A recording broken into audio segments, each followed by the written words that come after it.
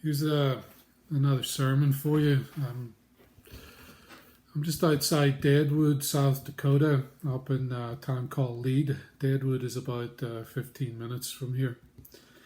It's a real cowboy town, and it's strange because I have a strange affinity to it, having grown up in the north of Ireland. I don't know how we got so many cowboys over there. There's plenty of Indians as well. But I grew up on John Wayne, which is a strange thing. I don't know how they ended up getting into John Wayne over in Northern Ireland, but they did. I remember sitting watching movies with my father, even the old black and white westerns, and John Wayne was a staple. A lot of the music that that generation were listening to was country and western as well. Tammy Wynette, Dolly Parton, Johnny Cash, of course, all big names and big favourites at the parties. Usually at the end of the night, Stand By Your Man, all of those kinds of things would be sung, but I digress. But I remember watching a movie with my father with John Wayne in it, and it was in the movie they had the horse in the corral with all the cowboys. It was a wild Mustang, and they were all trying to tame that horse. They're all trying to break that horse. And, of course, this wild horse would throw each of them off the saddle, would buck around and nearly kick them to death, that kind of stuff. And nobody could tame this horse. And then, of course, Big John would come out of the ranch house, and he'd saunter over there, and he'd look around him, and he'd see all these cowboys that are all covered in dust and all humiliated. And he'd walk out to that Mustang. He'd go over really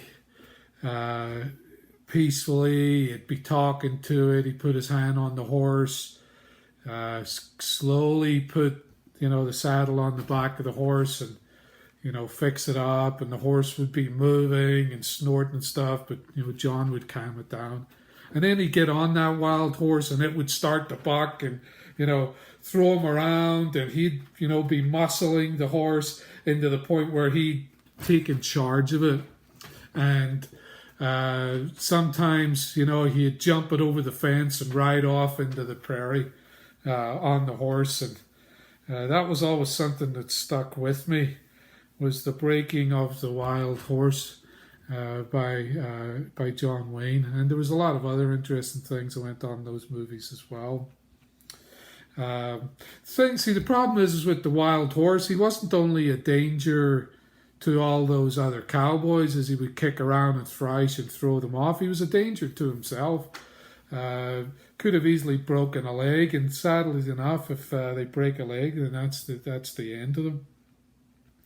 But even after John broke that horse and rode off into the prairie and came back round with him again, it's important to keep in mind that horse hadn't lost any of the power that it had prior to being broken. It retained the power that it had, but now this power was under control. And when Jesus spoke in Matthew 5, verse 5, he said, "Blessed are the meek. Blessed are the meek." Now, some people have interpreted that, the word meek, to mean blessed are the weak.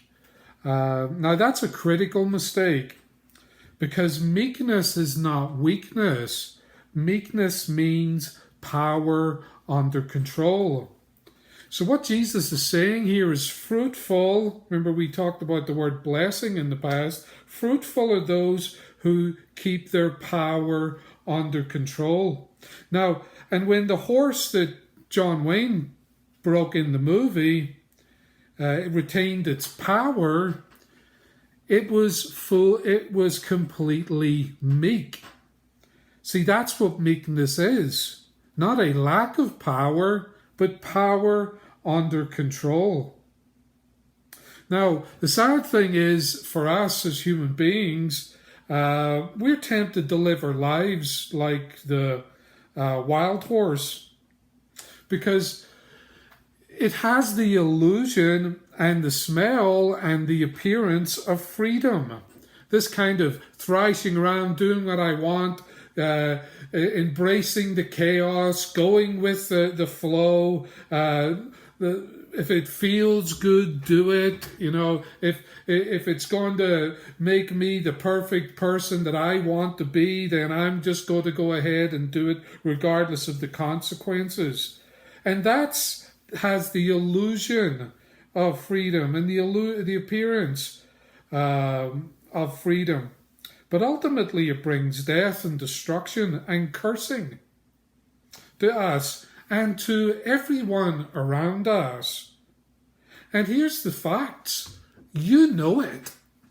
And not only do you know it, but I know it. And not only do you know it, you've experienced it. And I've experienced it. We've seen the destruction of this wild horse kind of living. We've seen the destruction not only in our own lives, but in the lives of those around us. And we've experienced it.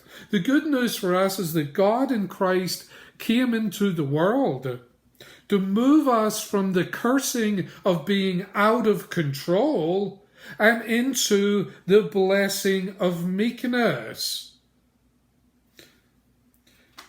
When Christ calls us to himself, and he calls us to become his disciples, what he's freeing us from is the wild, out of control, destructive lifestyle, and into a meekness, a power under control, and that brings life. But now it's important for us to keep in mind that because we become meek in Christ, because we come under his control and no longer are destroying ourselves or destroying others, because we do that, it doesn't mean we're weak. And it isn't a matter of us becoming doormats for people. It isn't. When a person becomes a Christian, they don't become a walkover for other people. And sometimes that's what we've thought the word meek means. A weakness that can be walking over. No, see, this is a matter of moving from cursing into blessing, not from freedom into becoming a doormat. See, we live in a world where everybody wants to tell us what to do. Our family, our friends, the politicians, even the celebrities whose lives are a train wreck in Hollywood want to advise you and I and tell us what to do. We live in a world that not only wants to tell us what to do, we live in a world that's always making demands on us. Everybody wants to apply pressure to us to get us to do what they want us to do. The politicians pressure us for the vote or to work on their campaign. The boss pressures us at work to do longer hours for less pay. The priests and the preachers and religious folks are pressurizing us to attend their services or contribute more. The wife or the husband want us to change. Good luck in bringing that about. The kids want more money. The parents want us to drop everything. The family wants us to get involved in their endless drama, because that seems to be the way of it in this world. And friends, they want us to borrow our stuff or to help us do this or that.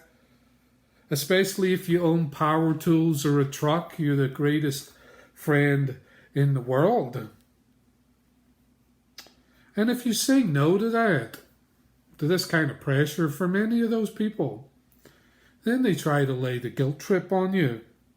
Can't you help me do this? They say. And that isn't an inquiry about, do you have the time to help me out with this thing? That becomes a command. And if you do not succumb to that command, if you do not help when you're called to help, then people get awfully upset when you tell them no. And they get even more upset when you don't give an explanation why you said no. They start then bringing up things that you've done in the past for them and how we're really obligated to help because do you remember I did this when you needed this? And do you know what this really is? This is an effort to control you and control me. They want rule over you, dominion over you. And the worst of the worst is our old friend or friends, the religious tyrants, the church tyrants, being the worst control freaks of them all. They're always laying a guilt trip on their victims. I remember attending a religious meeting. Oh, I can't remember when it was, last year sometime. It was a 3 or 4 day event and I'd been invited to come. So I did. And I went with some other disciples. And we went along just to watch and participate and all that good stuff. But we noticed quite quickly, that when we didn't participate in every event that this church was hosting, folks started to give us strange looks and started to talk to us. And this phrase came up quite a bit. And I remember this because it was very strange. With one event we didn't attend in the evening, the first thing I heard was from a person, "Oh, we missed you last night." And I thought, wow, that's very nice of you. Obviously, these people care about us and they, want to be with us. But then I met another person that had been at that evening event, and they said the same thing. They said, "Oh, we missed you last night." And then when I left there, I went in to have lunch and we met some other people that were there who were organising it. And they said, "Oh, we missed you last night." And then I started to realise that they didn't really miss me. And they didn't miss the disciples I was with. They were trying to lay a guilt trip on me for not attending. And that's a common thing. How people will use double language to lay guilt trips on other disciples. Doesn't work with me. Sorry. This kind of thing is just an example of how these religious people operate. The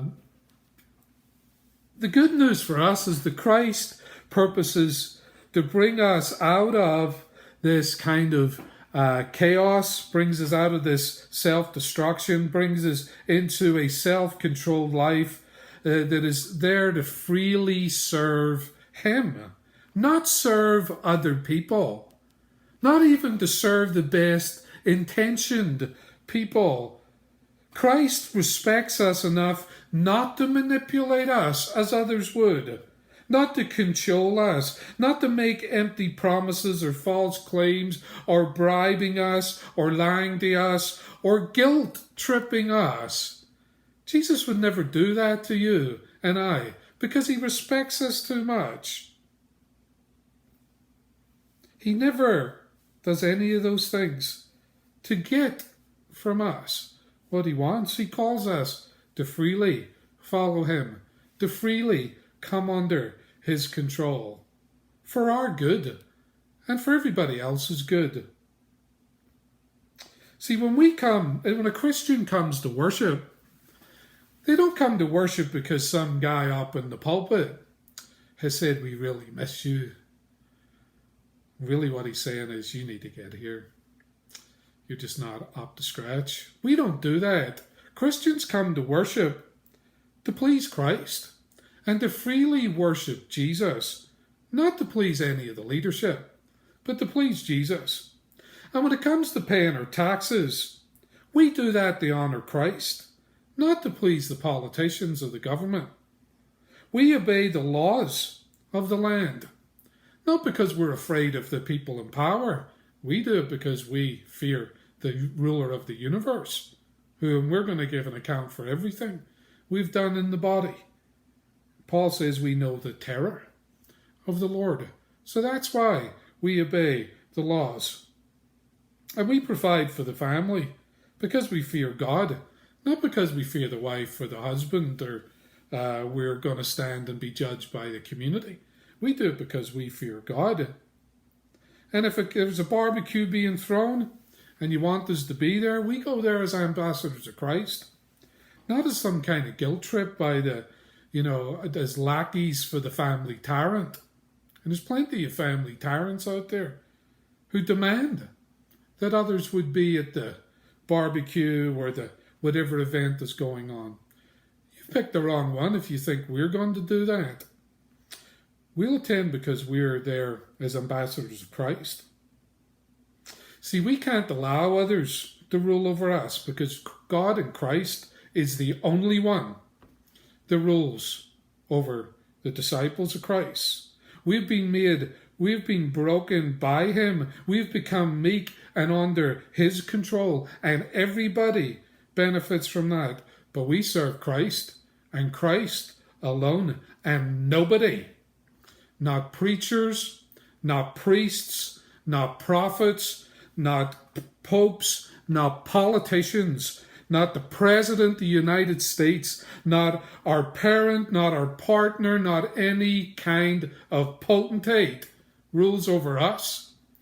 We're ruled by the ruler of the universe, by Jesus Christ, and everybody better get in line behind him. See, we're meek in Christ, but we're not weak in Christ. Someone says, well, Ian, that attitude doesn't sound very loving or Christ-like. Yeah, that's what the tyrants always say. That's what the dictator always say. That's what the bullies always say. That's what the church control freaks always say. That's not loving, and it's not Christ-like. See, they're always into this painting a picture of Jesus weak and mild. This Jesus who was a servant. He always was at the beck and call of others, anyone who needed him, day or night.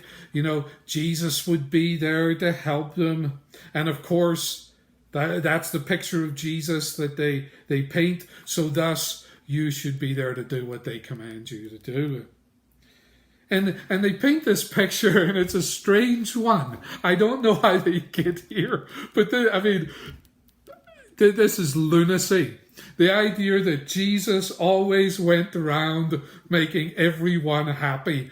Why do you think they crucified him if he went around making everybody happy?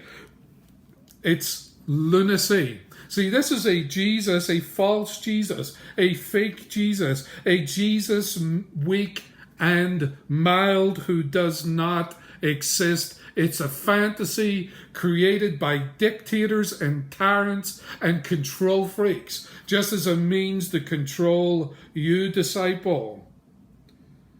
You can't bow down to that, and I can't bow down to that Jesus for a minute. See, Jesus never went around making everybody happy. Jesus was not a man pleaser. Nobody told Jesus of Nazareth what to do. Nobody ran over the top of the Christ, regardless of who they were. You go to John chapter 7, you find Jesus' own flesh and blood, his brothers, coming to him and saying something like this: if you want to get disciples, if you really want to be famous, is what they're saying, then go up to Jerusalem, because they're really questioning his motives for what he's doing. So now go up now and do that, because that's where people that want to get famous go. That didn't work. Failure. Jesus flipped the table on them in John 7, his own brothers, and he says, you're off the world, meaning they're wicked. And you look at things according to the world, according to what Jesus says. He wasn't going to be manipulated. He wasn't going to sit back and be accused by his own flesh and blood. He turned the tables on them.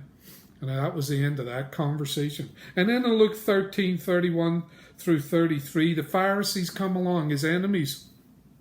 And they told Jesus to stop preaching. They said, get out of this area because Herod is going to murder you. So they threatened him with Herod, and they thought that they could use that to terrify him and drive him away. But oh, how wrong they were. Jesus says to them, that's not going to happen. He says, you go and you tell that vermin, because he calls him a fox. And that's what foxes are, vermin. Herod. Jesus said, I'll do what I want.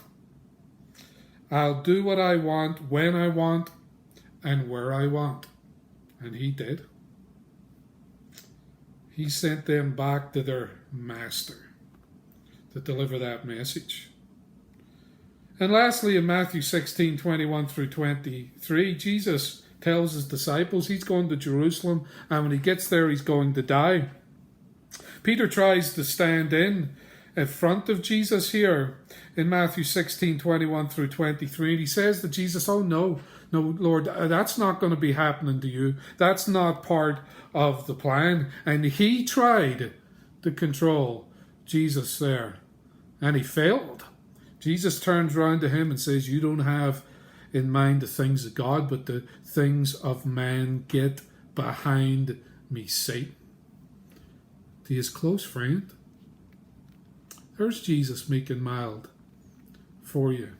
There's Jesus being told what to do by this world. And we need to keep in mind that the Christians, the disciples of Christ, are just like their master. They don't get in line with anyone but Jesus. Listen to this. This is a letter from Pliny, who was a governor in Rome, to the Emperor Trajan. It was written about 110 or 111. He's writing about persecuting the Christians. They were putting them to death for their faith. Rome said eradicate them. Pliny was trying to do his job, and he's writing to his master. And he writes this. He says, I have no hesitate greatly as to whether any distinction should be made. Or sorry, let me start that again. He says, I have made hesitation greatly as to whether any distinction should be made on the ground of age, or whether the weak should be treated in the same way as the strong. And he's talking about the Christians here. He says, should I pardon the Christians? Should pardon be granted to the penitent? Or is there risk that one who has always been a Christian gain nothing by renouncing it? Should the mere name of Christ be punished, even if no crime or crimes are associated with the name? I ordered your image to be brought with the image of the gods that they for that purpose. I also had them curse Christ, something they say those who are truly Christians. Now listen to this. Something those who are truly Christians cannot be compelled to do. See, these early Christians were told this. You take a little pinch of incense and you throw it in the fire and say, Caesar is Lord. And we'll let you live, and we'll let you go, and we'll let you have your job and do your business and do all of that. You can worship that Jesus guy, but you just need to recognize that Caesar's Lord. And some of the apostates did that, but here, Pliny says, if they're real Christians, can't make them do it. You can't make them do it. The whole might of the Roman Empire, the whole might of a superpower trying to compel some little Christian to deny Jesus, and they couldn't get it done. That's meekness. That's power under control. Power of Christ that stands against every power that comes against it. Christians are the tyrant's worst enemy. We're the nightmare of the guilt tripper. We're the horror story for the dictators. See, Christians are meek, but they're not weak.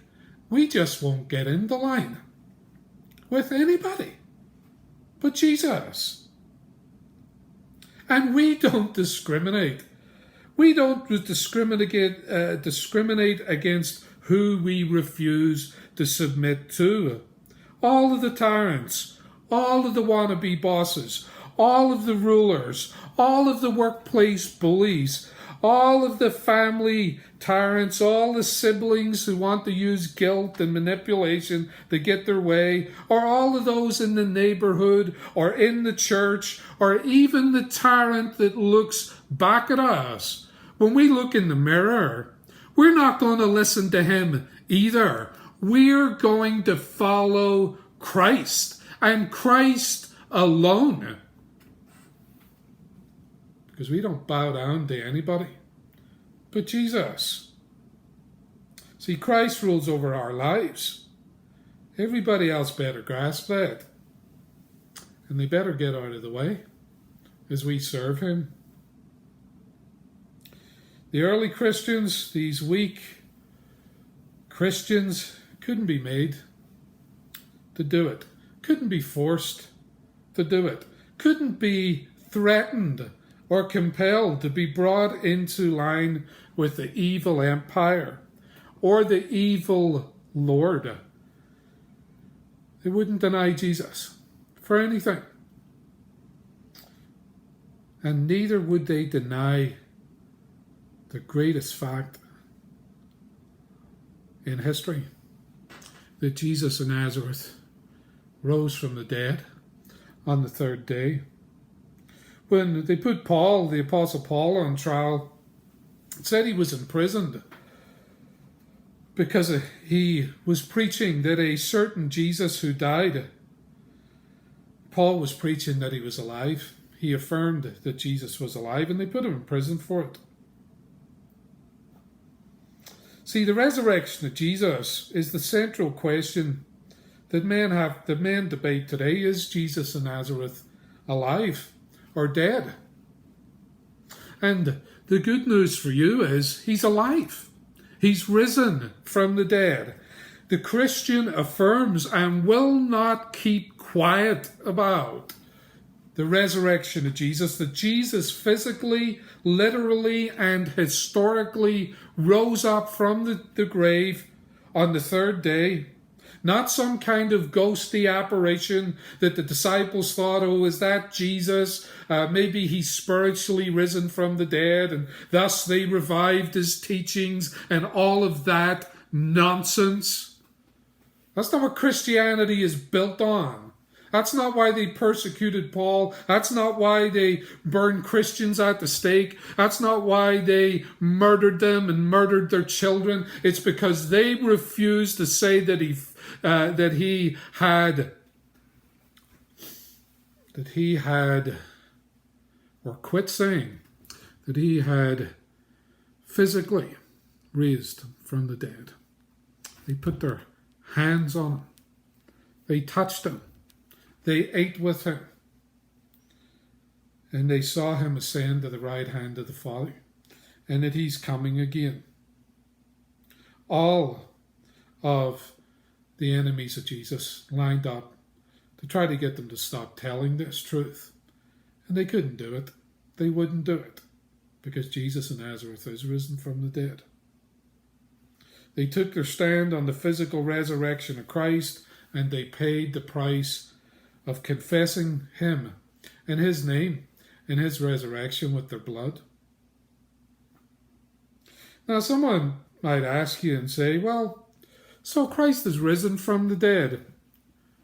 How does that affect my life today? So what? So what? The economy is crashing. The housing market is in the tank, they'll say. I'm losing my job. We're all going to end up destitute in a Great Depression. And that might well be true. And then they talk about, well, what about those crazy people that want to take over the country, want to take away our freedoms, want to take away our rights, want to take away our property, want to take away our lives. They want to take away our country. What about all of that going on? We remain meek. We remain under control. We remain at peace with when all of that is going on in the midst of these circumstances. Well, the first thing I have to ask you is this. What do you mean by our country? Our country? Our jobs? Our property? Our freedoms? Our rights? Our lives? Our lives. Like we own it. Like we own this country. Like we created the jobs. Like we produced the property or built the home or created the land that we live in. It's all Christ's. All His. All of this was created by Him and for Him and to His glory. We need to stop using the word our and start using the word Christ's when it comes to this. We need to realize that it's all His. It always has been, it always will be, and He'll take it and do with it as He sees fit. The Lord giveth, and the Lord taketh away. Blessed be the name of the Lord. And He'll snatch the life out of you if He wants to, because it's His life. Every breath, every moment, every day we live at the leave of Jesus the Christ. And how do we know that?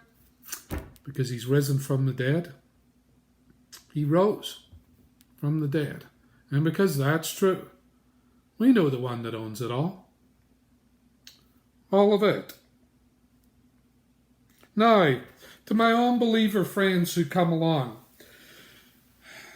and I love you. I really do. It doesn't mean I like you, but I love you. And the unbeliever comes along and he says, well, I'm my own man. I'm my own man. I'm not going to bow down to Jesus of Nazareth. I'm not going to come under His control. I'm doing my own thing. Nobody's my boss. Or no one, as they would say in Ireland or Scotland, no one's the boss of me. The unbeliever comes along and they say that. And I have to ask you this question. Do you really think we believe that? You think we're swallowing that idea? That no one's the boss of you? For goodness sake, your wife sends you to the grocery stores to get the groceries. And you don't have a choice to go. Or the girlfriend, she tells you what time to turn up at and give her a ride to your work and back again. And you do it. When your wife says jump, you say, hi, dear, hi. Listen, I've met the hardest, toughest, ruthless men. I've met them. And every one of them's a slave to their wives, if they're not a servant of Christ. So don't think we're buying it. For goodness sake, you're over 50 years old and your mommy and daddy is still telling you what time you're to come home. Or what house you can buy. Or if you should buy a car this year. You're your own man. You've lost your mind. You're your own man. Some of you are in your mid-20s and your late 30s. Your mommy's buying your shoes for you. For goodness sake, wise up. Catch a grip. And you say you're not going to humble yourself. You're terrified of your mother. You're terrified of your wife. And you say you're not going to humble yourself to God. You better think again. You've no idea who you're dealing with. You're going to refuse Him. You're not going to get with God's plan to bless humanity.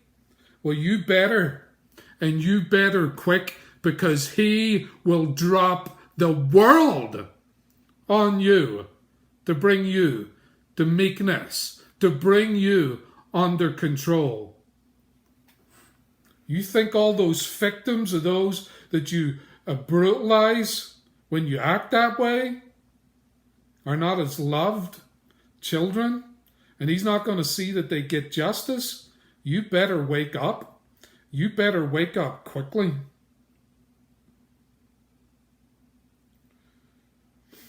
We need to realize who we're dealing with Jesus of Nazareth.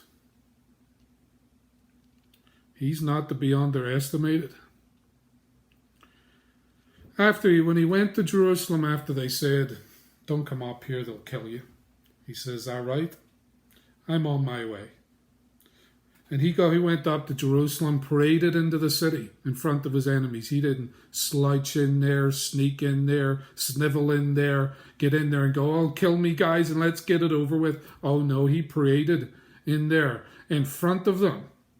They said the whole world is going after him. Then they plotted what he knew would happen, to murder him.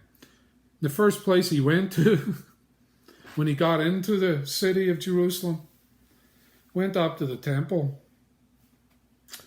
He went up to the temple and he sat there, and I can't remember who it is. I think it's Luke that says he was there and he was observing what was going on. And he sat there and he made a whip of cords. You see those big carpenter hands. What kind of whip does that make? You're not talking one of these little puny, flimsy. You're talking a cat of nine tails. And he wove it. And he watched what they were doing in there. As the priests and the religious leaders plowed the trade of getting the money from the worshippers, abusing them and misusing them, getting their kickbacks from the money changers, padding their own pockets, and as they sold whatever kind of animals they were selling to the foreigners, abusing them all in the markets, and the money changers were there, Jesus of Nazareth went to work. Exploded. You mean Jesus of Nazareth? Jesus meek and mild? He lost his temper? Lost his temper? Let me tell you what he did. He separated the money changer from his money. Now that cannot be done unless he's a holy terror. He turned the place upside down, drove them all out, and would not let them do commerce in the courts. He says, "You've turned my father's house into a den of thieves," and nobody faced him down. That's meekness embodied. Meekness embodied in Jesus of Nazareth. Now let me remind you of this. Jesus is coming. There's a judgment day for humanity. There's a day coming where he's going to unleash his wrath.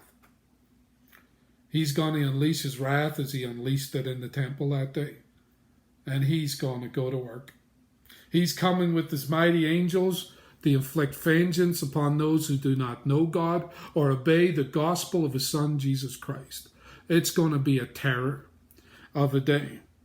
It's going to be the greatest event this world has ever seen, bar the crucifixion and the resurrection, this great day of judgment. And he's going to drive out all evil and all those who refuse to give evil up. He's going to burn them. He's going to burn them all. So it's time to get with the program. It's time to drop this, "I'm my own man, I'm going to do my own thing." You're not. You never have been. You did what everybody else in the world around you has done. You did what your father did or your grandfather did, and theirs was empty because they were copying everybody else. You've never been your own man. You're a slave to sin and wickedness. Now you can be free from it. Jesus came to free the slaves. We first must admit that we're spiritually bankrupt. That leads to mourning over our sin, and that leads us to coming under Christ's control. Today, when most of the Christians coming today will be participating in the supper, and the supper brings us back to our spiritual and intellectual senses. It wakes us up to the reality of life. It speaks to us of Christ's resurrection. It brings us back to the ascension. It brings us back to the sovereign reign of Christ. It brings us back to his coming in judgment to right all the wrongs. It brings us back to the fact that this thing I call my life does not belong to me.